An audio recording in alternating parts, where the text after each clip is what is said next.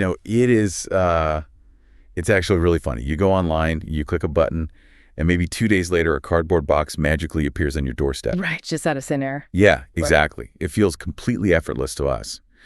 But if you actually stop and think about the sheer scale of what just happened to get that specific item to you, from some factory halfway across the world, through all these ports, onto trucks, and directly into your hands, it is just mind-boggling. It really is. We just expect this massive, global, totally invisible web to work perfectly every single time. But today, we're going to look behind the curtain. We are unpacking the architectural secrets of global supply chains.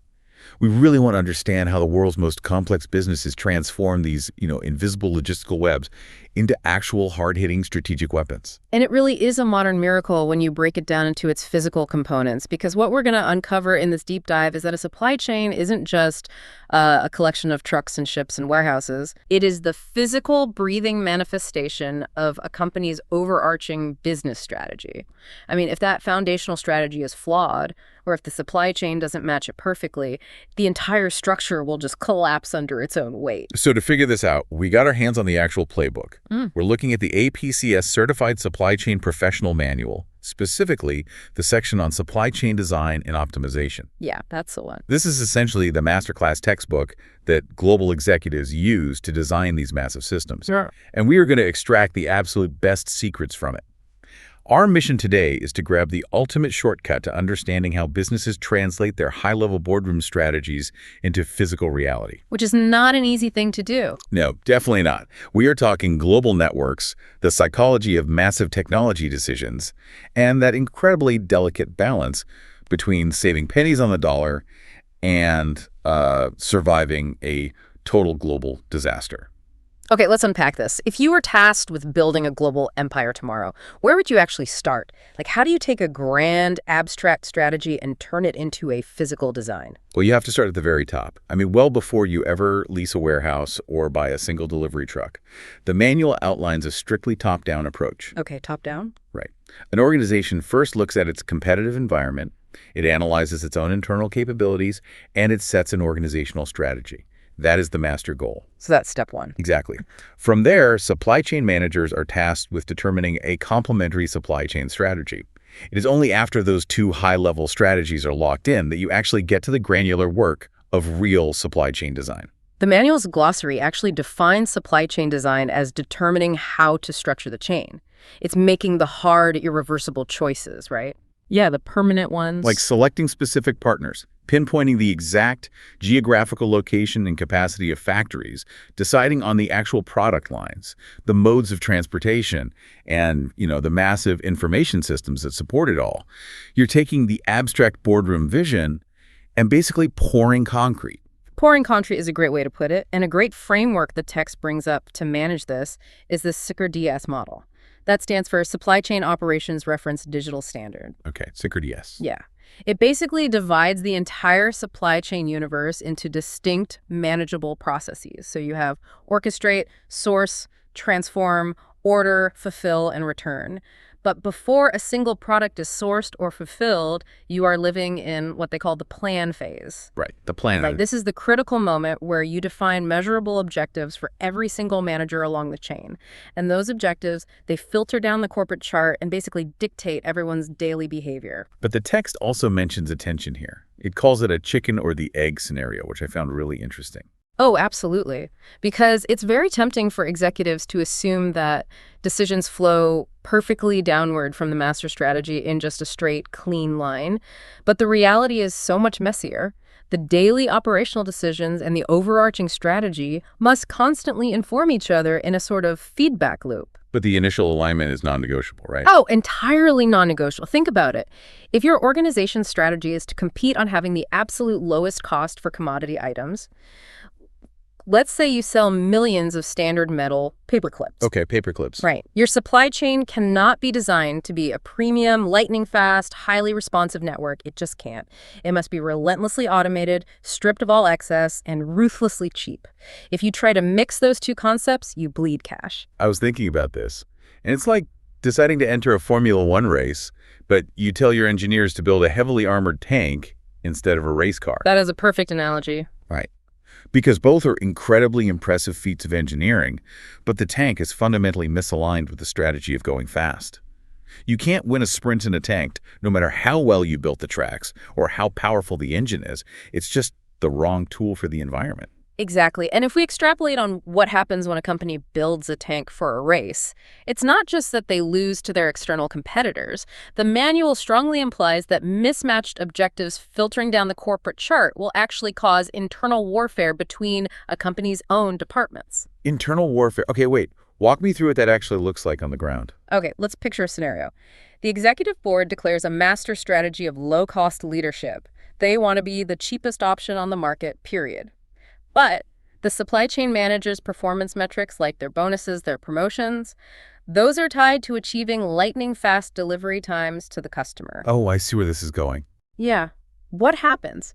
The procurement department, following the low-cost mandate, is going to buy the cheapest, slowest ocean freight available to hit their budget targets. So the materials get put on a boat that takes, say, 6 weeks to cross the Pacific. Meanwhile, the logistics team is tracking that boat and probably pulling their hair out because there's absolutely no way they hit their delivery speed targets. Exactly. The logistics team is screaming because the goods are arriving way too late for them to process and ship quickly.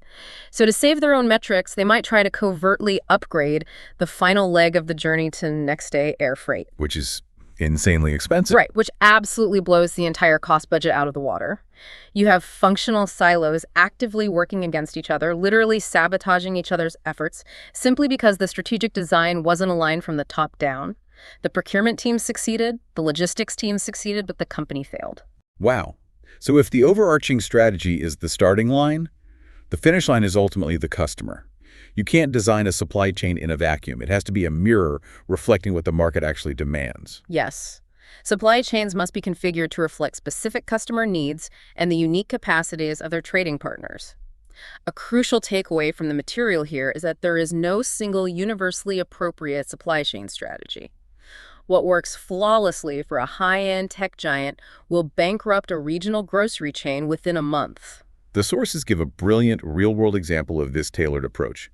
Inditex, which is the parent company behind several massive fashion brands, but most notably Zara. Oh, Zara is the classic example here. Yeah, and the crazy thing is, Zara doesn't just have one global supply chain. They actually run two entirely distinct supply chains side by side. They have one dedicated network for highly functional, staple products, and a second network exclusively for their fast-moving, trendy fashion products. And doing that requires an incredibly careful market assessment. The mechanics of why Zara uses two chains are just fascinating. Let's look at the functional items first. Think plain white t-shirts, basic denim, standard socks. Stuff that doesn't go out of style. Exactly. These items have incredibly predictable demand. They have a long product life cycle. A consumer is going to buy a plain white t-shirt in July, and they're going to buy that exact same design in December. Because the demand is stable and easily forecasted, Zara can use a slow, highly efficient, very cost-effective supply chain. So what does that look like practically? Like on the ground? Practically, it means they can manufacture these white t-shirts in massive, continuous batches in overseas factories where labor is cheaper.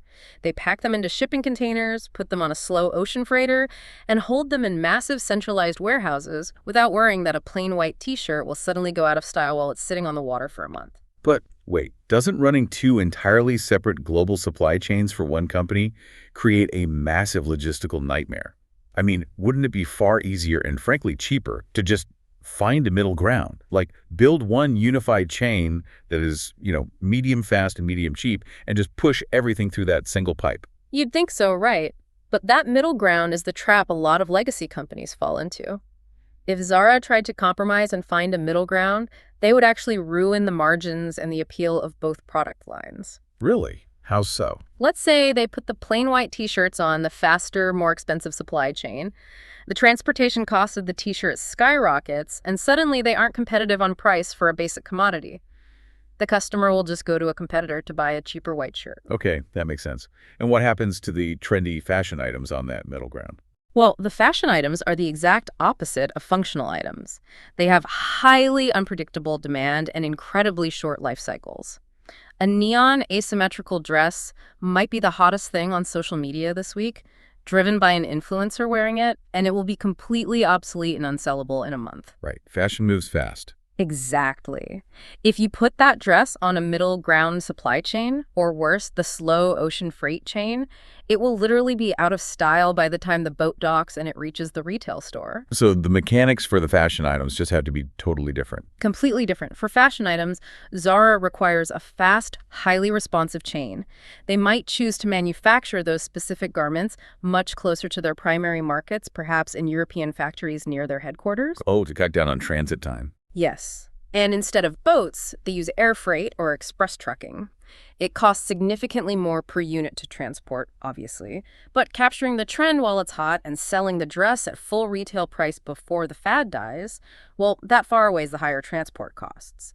A middle ground means the functional items become too expensive to sell, and the fashion items arrive too late to be trendy. That's just so smart. You're optimizing for two completely different variables based on what the customer values most in that specific moment: price for the basics and immediate availability for the trends.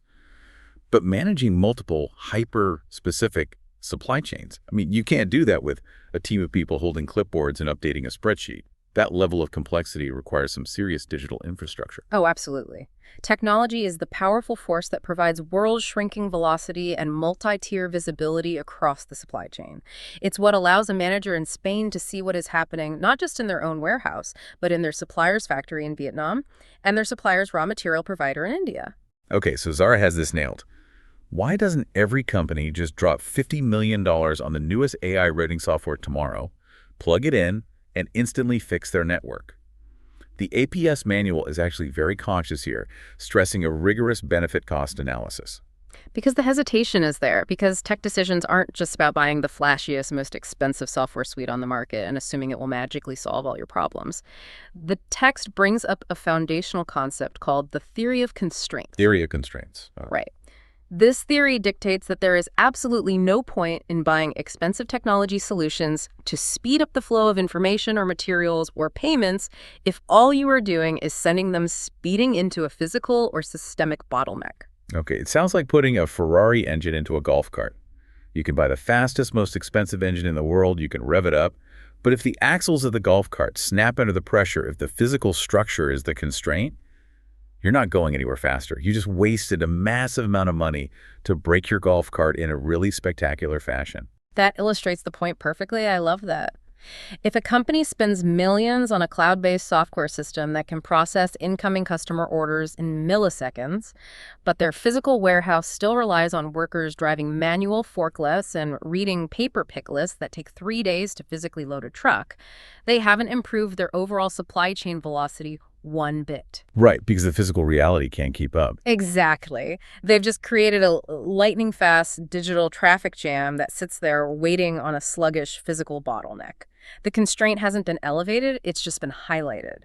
So how do organizations avoid the Ferrari in a golf cart trap? Like, how do they make the right tech choices? They have to look holistically at the architecture. It's about determining the mechanics of data transfer.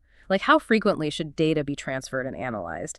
Does it truly need to be real-time, minute-by-minute updates, or is batch processing all the data overnight sufficient for their business model? Yeah, real-time is expensive. Very. And how will the data be cleansed and standardized so that a legacy server in one country can actually understand the inputs from a modern app in another? It's about matching the right technology infrastructure to the right internal processes, and crucially, matching it to the right people. I want to dig into that human element for a second, because the manual mentions that new technology can be downright threatening to employees. We always talk about the software integration, but the human resistance feels like a huge, under-discussed hurdle in these massive redesigns. It is massive and often fatal to the project if it's ignored.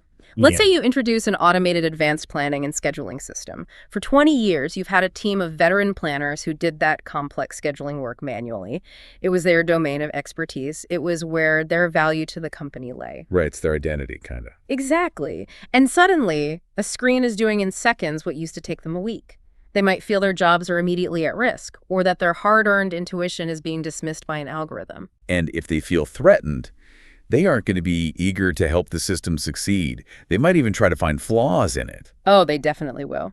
If they don't trust the system's outputs, or if they actively resist it by withholding information or just reverting to their old spreadsheets, the implementation will fail no matter how elegant the code is. Wow. This makes change management the psychological, sociological, and diplomatic work of bringing your team on board just as critical as the software itself. Leadership has to train them, yes, but more importantly, they have to show the planners how the tech removes the tedious data entry, allowing them to focus on higher-level problem-solving, strategy, and exception management. So we've got our strategy aligned, we understand our customers' dual demands, and we've set up a digital flow of information that our employees actually trust. Now we have to figure out the physical flow of the goods themselves. That brings us to sourcing and network configuration. Right. Let's tackle sourcing first. The manual defines sourcing simply as the process of identifying a company that provides a needed good or service. Historically, if you go back to the early industrial age, companies tried to own as much of their production as possible, owning the mines, the foundries, the assembly lines. Doing everything themselves. Yes, but the modern trend, established late in the 20th century and accelerating wildly right now, is outsourcing any non-core activities to global supply chain partners. The text mentions locating these partners based on a whole matrix of factors. You aren't just looking for the cheapest hourly wage anymore. You're looking at proximity to raw materials, proximity to the end customer to save on shipping, the local climate, cultural alignment, and of course navigating complex international tax policies. And it's crucial to note it's not just physical manufacturing anymore. With the expansion of global broadband networking, we are seeing massive service outsourcing. Oh, right, like white-collar work. Exactly. The text gives a great operational example regarding accounting. A company in New York can outsource its routine accounting tasks to a firm located across multiple time zones, perhaps in India. That means a day shift accountant in Bangalore is crunching your numbers, processing invoices, and running reports during the New York nighttime hours. So the work literally never stops. Right. When the New York executives wake up, the reports are sitting in their inbox. It creates a seamless, 24-hour continuous workflow for the business. That handles the sourcing piece, deciding who does the work. But then you have network configuration, which sounds like playing the ultimate game of logistical chess on a global board. It really is. Network configuration is the strategic, comprehensive physical mapping of all your suppliers, production factories, distribution centers, and retail resources. You have to solve a massive multivariable equation. Like, where exactly do we build the plants? Yes. What is the maximum production capacity of each plant? How many warehouses do we need to store the goods? In what cities should they be located? And what is their technological capability? And finally, how do we map the transportation links, the trucking routes, the flight paths, the shipping lanes between all these physical nodes? The text describes the ideal network state. And I found this fascinating because it sounds almost utopian. Like, in a theoretically perfect supply chain, raw materials, components, and finished resources would never actually be at rest. They would never sit on a dusty shelf in a warehouse. They would always be in continuous motion, arriving just in time at each location along the chain exactly when needed. That is the ultimate lean manufacturing dream. Material is only an asset when it's being transformed or sold. When it's sitting still, it's just a liability racking up storage fees. But the reality is that maintaining this ideal state flawlessly is nearly impossible because of the sheer friction and unpredictability of the real world. Right, things go wrong. Always. Demand from the ultimate customer fluctuates wildly. A massive storm shuts down a key port for 3 days. A traffic accident closes a major freight highway. Because of this inherent physical unpredictability, the reality is that maintaining some level of inventory at various locations is generally necessary. That inventory acts as a shock absorber against the bumps in the real world. Which brings up the fundamental trade-offs of warehousing. If you decide to add more warehouses to your network, you get the distinct benefit of putting goods geographically much closer to the final customer. That drastically reduces your delivery time and can lower your final mile transportation costs. Yep, that's the upside. But the drawback is immense, right? You are increasing your total inventory footprint across the board. You now have to pay for the physical real estate of that new building, the electricity, the climate control, the warehouse staff, and you have millions of dollars tied up in all the extra safety stock sitting on those new shelves. It's a constant mathematical balancing act to find the optimal network configuration. And as these networks expand globally to chase cheaper labor markets or specialized talent pools, the optimization problem becomes exponentially more complex due to local realities. And the APICS material provides a really stark reality check. on global expansion in Exhibit 2.1.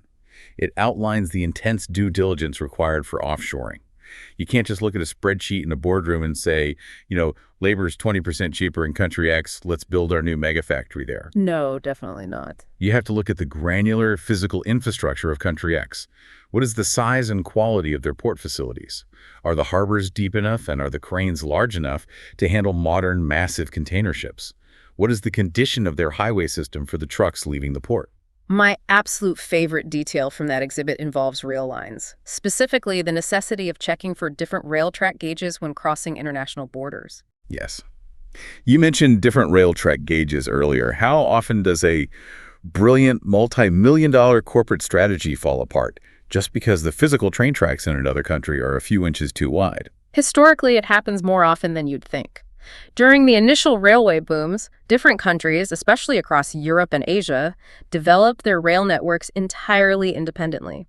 They didn't agree on a universal standard width between the steel rails. Wow. As a result, you have standard gauge, broad gauge, and narrow gauge tracks. If your goods are moving across a continent on a train and they hit a national border where the track gauge suddenly changes, the train literally cannot continue. It physically will not fit on the new tracks. So what happens? Does the shipment just stop? It has to stop. The goods either have to be painstakingly unloaded from the first train and loaded onto a completely different train waiting on the other side of the border, which takes days.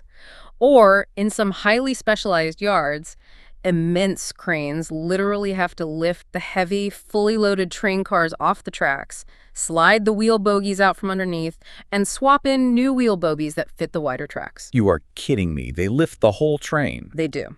And both of these physical processes add massive delays, immense costs, and introduce a high risk of damaging the goods. So a team of executives in New York might use advanced software to model a highly efficient just-in-time supply chain. But if they don't know the physical distance between the steel rails at a border crossing in Eastern Europe, their entire strategy is stalled at the station while cranes lift train cars. Precisely.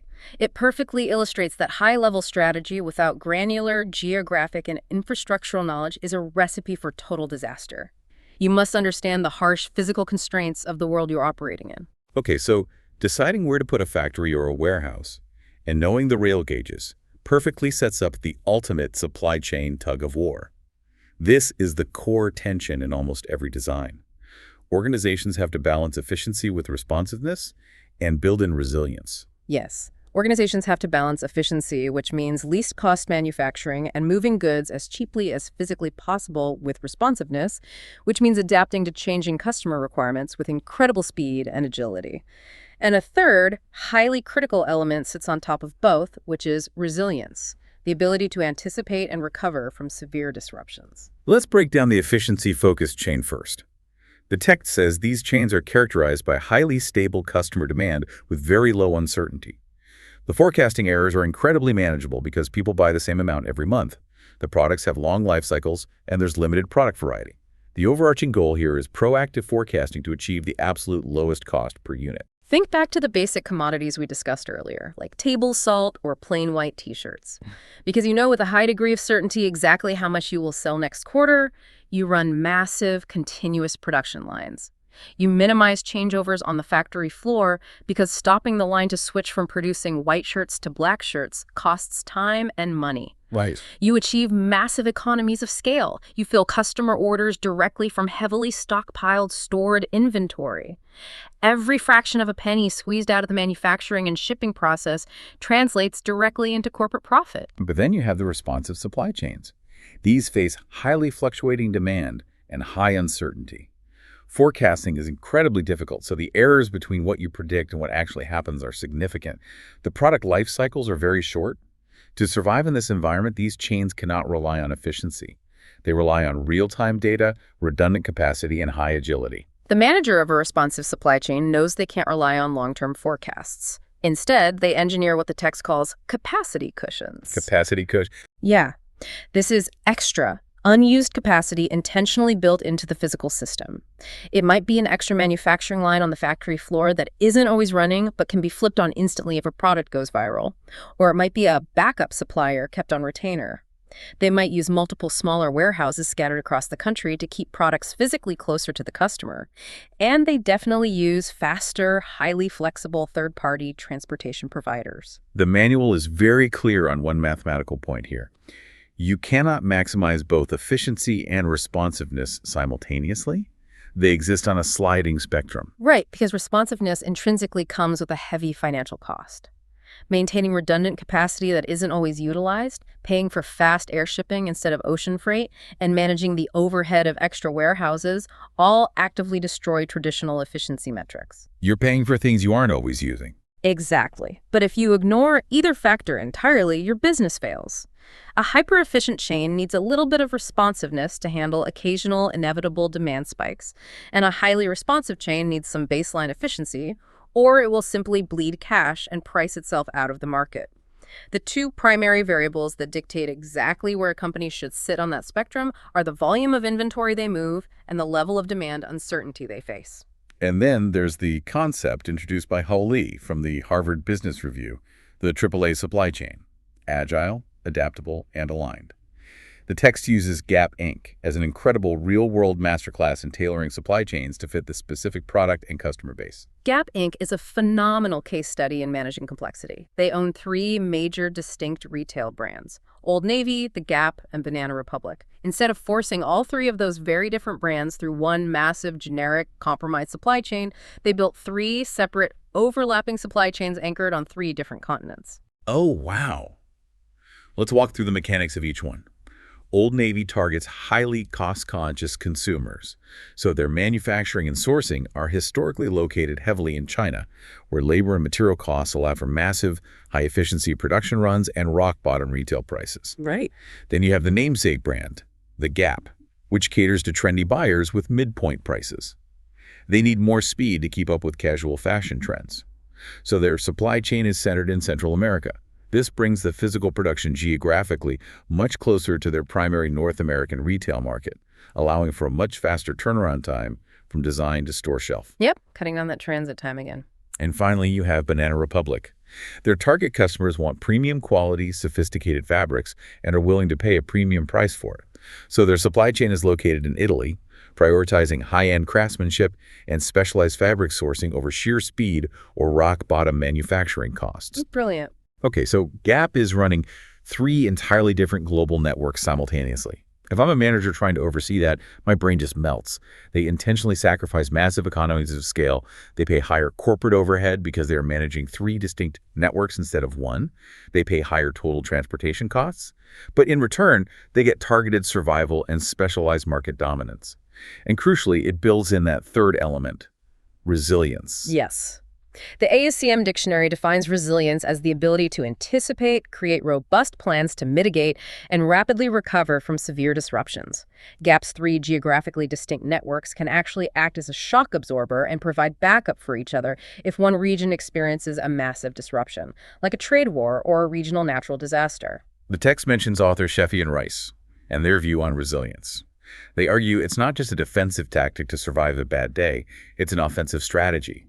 That's a crucial shift in perspective. They argue that a company's inherent resilience determines its true competitive position in the market. Let's play out a scenario. A massive disruption hits an entire industry. Say there is a catastrophic, weeks-long port strike on the West Coast of the United States. Your competitor has a brittle, hyper-efficient supply chain with 0 safety stock and only 1 supplier in Asia. Because they want it to be perfectly efficient. Right. When the port shuts down, their chain breaks completely, their shelves go empty, they physically cannot deliver goods to their customers. But if you prioritize resilience, If you built in resilience, meaning you paid a little extra to hold safety stock in domestic warehouses, you maintain relationships with multiple suppliers in different countries, and you operate with lower capacity utilization rates so you can ramp up elsewhere, you can still deliver. even during the strike. Yes. In that moment of industry crisis, you don't just survive the port strike, you actively weaponize it. You win your competitor's market share. Customers who walk into your competitor's store and see empty shelves will walk across the street to your store. And if your product is good, you might keep that newly acquired customer for life. So resilience is literally a market capture strategy disguised as risk management. But coordinating 3 global supply chains, Managing dormant capacity cushions and dynamically routing around massive disruptions requires an incredibly robust nervous system. Humans can't track that many moving parts on a whiteboard. So what's actually acting as the brain here? How are they tracking this without everything collapsing? Well, IT is the nervous system. The manual defines information technology as the technology that integrates data, equipment, personnel, and problem-solving methods. Networking technology is the physical cables and wireless signals that enable the transmission of that information.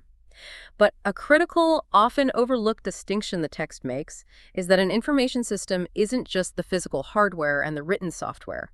It explicitly includes the people and the processes that interact with that software. The key mechanism is turning raw data into usable information and turning that information into decisive action. What are the specific, measurable goals of IT in a global supply chain context? There are several core objectives. First, increasing velocity, agility, and scalability. IT allows independent corporate partners to securely transfer complex information and form temporary virtual chains to rapidly exploit fast-changing market opportunities.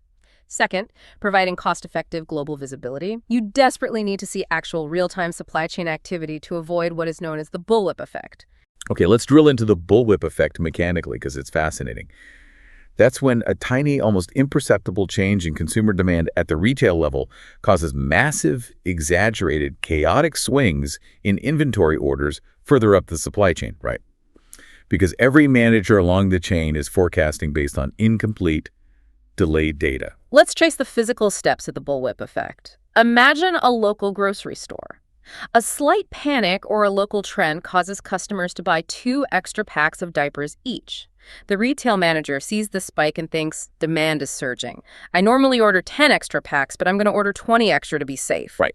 The regional distributor receives that order of 20, plus similar exaggerated orders from other stores, and thinks, wow, massive trend. I need to order 100 extra from the manufacturer. So a few extra packs at the cash register has already become 100 extra at the distributor. Exactly. Then the factory receives these massive orders from multiple distributors. They look at the data and say, demand has exploded. We need to build a whole new temporary production line and order 10 times the raw materials. By the time the raw materials arrive and the diapers are made, the initial localized trend at the grocery store is long over. Oh, no. The factory is now sitting on mountains of unsold diapers, tying up millions in capital. Real-time IT visibility across the entire chain mitigates that panic. If the factory can literally see the cash register data at the grocery store in real time, they know it was just a minor local blip, not a massive surge, and they adjust production smoothly. IT also helps create lean chains by replacing the physical flow of excess inventory with the digital flow of information. You transition from a push system where a factory makes products based on a guess and pushes them onto retail shelves hoping they sell, to a pull system, where real-time point-of-sale data immediately triggers the production of only the exact item that was just sold. But implementing these massive real-time IT systems is staggeringly expensive. To get budget approval, managers have to conduct a rigorous benefit-cost analysis.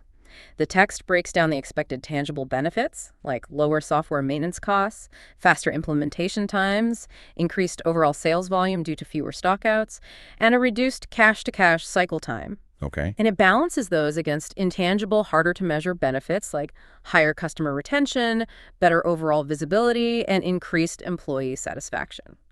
But there is a massive warning in the text about how managers traditionally try to justify these massive upfront software costs to their boards. The manual explicitly warns against justifying the software by promising workforce redeployment, which is corporate speak for firing people. Yes, it does. But isn't that the classic corporate playbook?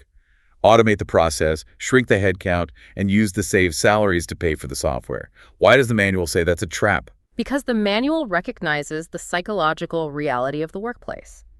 It explicitly states that cost reductions promised by laying off employees should be treated with extreme caution by executives. First, it rarely works as advertised. The moment rumors start that the new software is going to cost people their jobs, it instantly kills employee morale. Like we talked about earlier. Yes. As we discussed, if your employees feel threatened by the system, they will subtly sabotage the implementation. The new software will fail. And even if it succeeds, do they actually save money on headcount? Historically, no. Companies might initially reduce the workforce in a specific data entry department, but overall staff sizes eventually increase anyway. The new, highly complex software system requires specialized IT support, data analysts to interpret the new wealth of information, and managers to handle the new types of collaborative work the system makes possible. So how do you justify the multi-million-dollar cost if you can't promise a lower payroll? The true financial value of IT isn't found in a headcount reduction. The massive ROI hides in achieving straight-through processing where data is entered once at the source and flows everywhere globally without human reentry errors. It's in deepening trust and collaborative relationships with external partners through shared, real-time visibility. That makes a lot of sense. Most importantly, it's about elevating your human employees. Instead of paying a smart planner to do rote, mind-numbing data entry, the automated software handles the mundane volume, and you unleash your human staff to manage complex exceptions, negotiate better supplier relationships, and find creative, strategic ways to optimize the physical flow of goods. That is where the real money is made. So if you manage the psychology, protect your team's morale, buy the right tech, and align it perfectly with your strategy, your supply chain evolves. Let's look at exactly what that evolution physically looks like. This brings us to the final major concept, the 5 stages of supply chain optimization. This is the arduous ladder every company has to climb to reach that utopian ideal. And it is a gruelingly evolutionary ladder, ranging from totally disconnected, chaotic companies to fully orchestrated, predictive virtual networks. The text maps specific technology capabilities and necessary organizational culture shifts to each of the 5 stages. Stage 1 is bluntly called multiple dysfunction. That sounds like a terrible place to work. What does that actually look like on the ground? It is the absolute baseline reactive state. At stage 1, a firm is operating with multiple, disconnected legacy computer systems. If they have an MRP system, material requirements planning, it's highly basic. The internal departments are heavily siloed. So they don't talk to each other. Barely. Communication between the warehouse and the sales team requires physical paperwork, phone calls, and manual data re-entry into different systems. There's no overarching supply chain leadership. Web capabilities are just static online brochures. Performance isn't measured systematically, and nobody is aligned to a unified goal. It is an environment of constant firefighting and reactive chaos. To climb out of the stage 1 chaos, the text says a company has to focus heavily on standardizing internal processes and tackling the areas with the biggest, most obvious immediate savings, usually procurement and logistics. That painful internal work brings you to stage 2, semi-functional enterprise. In stage 2, things are getting slightly better. Companies have usually completed an MRP2 implementation, manufacturing, resource planning, and they finally have some baseline internal cross-functional integration. The departments are actually documenting their processes and starting to align their metrics to corporate goals. So the silos are breaking down. The silos are beginning to crack, yes, and internal departments are starting to build a fragile trust with each other. But their external ties to the outside world are still minimal, mostly just basic interactions with outsourced non-core providers. The text notes that the key mechanism to forcing a company past stage 2 is appointing a designated, high-level supply chain leader who has absolute executive support to break down lingering barriers. This leader needs to aggregate purchasing across the entire organization to secure volume discounts from suppliers, scoring some highly visible early financial wins to build organizational momentum for the much harder culture changes ahead. Which leads to stage 3. Integrated enterprise. Stage 3 is a massive, painful technological and cultural leap. Here, the company attempts to implement a full ERP enterprise resources planning system. They finally start point-to-point external integration with their crucial Tier 1 suppliers and key customers. They begin to share real-time or near-real-time information and collaborate on basic forecasts. But the text notes a huge hurdle here. It's not just getting the software to talk, right? It's overcoming the intense culture clash of sharing your closely guarded data externally. Oh, the culture clash at stage 3 is brutal. Internally, managers have spent their entire careers believing their proprietary forecasts and ideas are vastly superior to their external partners. Technologically, executives fear losing key competitive data to a supplier who might also work with a rival. Sure, that makes sense. There is also the sheer grinding difficulty of linking incredibly different legacy IT systems via EDI or electronic data interchange. Walk me through EDI. What does that actually look like? EDI is essentially a standardized digital language that allows different companies' computer systems to talk directly to each other without human intervention. Instead of a human at company A printing a purchase order, faxing it to company B, and a human at company B typing it into their system, the server at company A instantly sends a digital file directly into the server at company B. Oh, wow. It replaces a room full of data entry clerks, but it requires both companies to agree on exact data formats, which requires intense negotiation. Progressing past the friction of stage 3 usually requires a visionary business unit leader to relentlessly push for this external integration. If they survive that culture clash, they hit stage 4. Extended enterprise. This is where the supply chain starts to look like the invisible web we talked about at the beginning. Yes, in stage 4, the supply chain is no longer just a chain of separate links. It is a true supply network. You see sophisticated e-commerce platforms, seamless automated information sharing, and linked competitive visions. The partners engage heavily in CPFR, collaborative planning, forecasting, and replenishment. Let's clarify CPFR, because it's a huge concept. When we say CPFR, think about the relationship between a massive retailer like Walmart and a massive supplier like Procter & Gamble. Exactly. Under CPFR, instead of Procter & Gamble blindly guessing how many boxes of Pampers diapers Walmart might order next month, Walmart literally opens up its internal cash register data directly to P&G in real time. Every single time a barcode for diapers is scanned by a cashier at a Walmart in Ohio, a factory system hundreds of miles away instantly registers that sale and knows it needs to manufacture exactly one more box of diapers to replace it. That is insane. It's total unprecedented shared visibility. They might even use vendor-managed inventory, where P&G entirely controls the diaper stock in Walmart's warehouses. Crucially, they use risk and reward sharing contracts, so if the system saves money, both companies share the profit. The network starts to function almost as a single, massive virtual company. And finally, the absolute pinnacle. Stage 5. Orchestrated supply chain. At stage 5, highly talented cross-organizational teams determine a cohesive technology strategy for the entire network. You have true end-to-end visibility from the raw material mine to the retail shelf. They harness massive data sets, predictive analytics, blockchain for secure ledgers, and the Internet of Things to track every physical pallet. So the machines are handling the basics. Yes. Automation handles almost all repetitive, mundane processes. The human beings in the network are entirely focused on managing complex exceptions, driving continuous improvements, and deepening strategic relationships. And the manual points out that driving this entire grueling 5-stage evolution isn't usually a democratic process. It is driven by an entity called the nucleus firm. Yes. The nucleus firm, sometimes called the channel master, is usually the most powerful, well-known brand in the network. It's the company whose name is ultimately stamped on the final product. Give me an example of how a nucleus firm operates in reality. Like, how do they actually force a massive network to evolve? Let's look at Apple as a perfect proxy for a nucleus firm. Apple relies on thousands of component suppliers across the globe to build an iPhone. Because Apple is ultimately responsible for the final customer satisfaction, they have the immense market power and the financial incentive to champion the evolution of the entire network. Apple doesn't just ask nicely. They perform rigorous technology and labor audits on their suppliers. Oh, so they lay down the law. Pretty much. If a tiny microchip manufacturer in Taiwan wants the lucrative contract to supply Apple, Apple will essentially act as the channel master and pull them up the stages.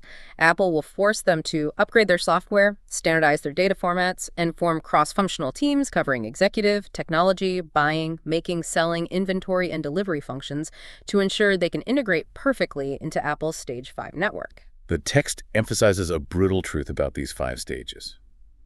They are strictly evolutionary, not linear, and crucially, you cannot skip stages. You absolutely cannot buy your way to the top. The collaborative capacity, the deep organizational trust, and the human soft skills required to operate at Stage 5 can only be forged in the fire of suffering through and solving the grueling, messy problems of Stages 2, 3, and 4.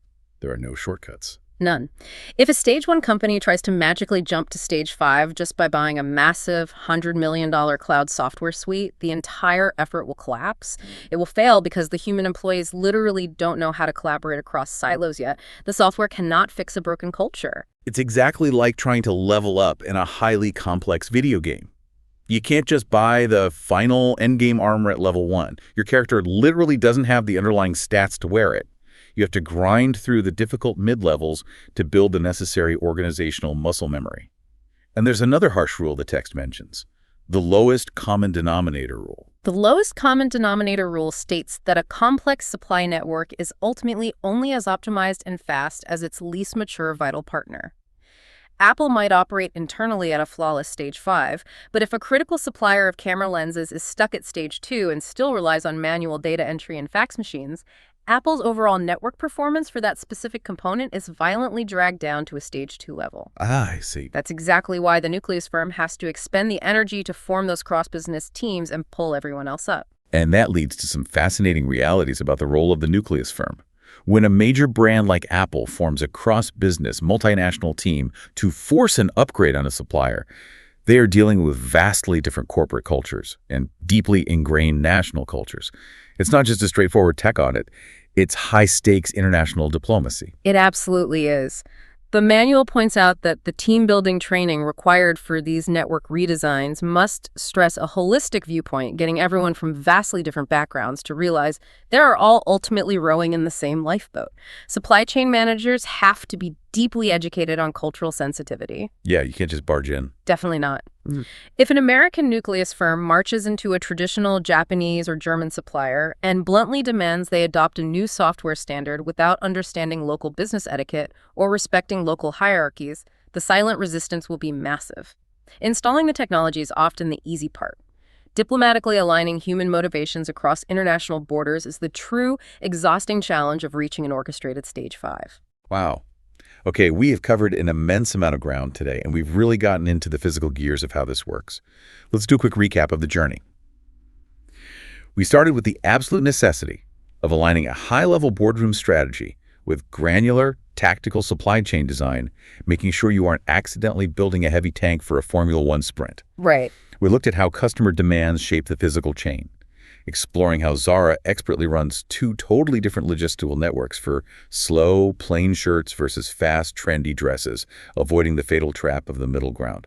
We explored global sourcing, the intricacies of network nodes, and the incredibly harsh physical realities of the world, like different rail track gauges requiring cranes to lift train cars. Yes, the cranes. We navigated the delicate balancing act between efficiency, responsiveness, and the massive market-winning power of resilience, looking at how Gap Inc. uses a three-continent strategy to survive.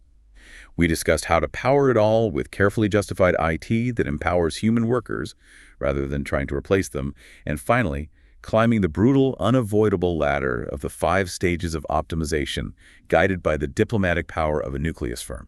It is a truly phenomenal, comprehensive framework for understanding how the complex physical world actually operates and delivers the goods we rely on. So what does this all mean for you? We spent a lot of time talking about how a massive nucleus firm drives its partners to evolve, acting as a human channel master, conducting an international symphony of logistics. But consider this thought experiment. What if, in the very near future, the nucleus firm isn't a human-run company at all? That is an interesting thought. What if the entity orchestrating the pinnacle Stage 5 supply chain is an autonomous AI? Imagine an artificial intelligence with total visibility, dynamically firing and hiring global suppliers, instantly rewriting integration code via EDI, and automatically routing massive cargo ships mid-ocean to avoid weather systems, all without a single human executive in the loop. Are our global supply chains becoming too vast, too complex, and too data-heavy for human channel masters to possibly comprehend? It's a profound and slightly unsettling question. I mean, if the data flows become too massive and the required reaction times too short, an AI might eventually be the only entity capable of seeing the true end-to-end picture and acting on it fast enough. Something to mull over the next time you casually click buy now. Thank you for joining us on this deep dive. I hope you look at every product you buy today not just as a simple item, but as a minor miracle of strategic supply chain design. The next time cardboard box arrives on your doorstep, remember, you aren't just looking at recycled paper. You're looking at the final physical node of an invisible logistical web that has been meticulously engineered into a global strategic weapon.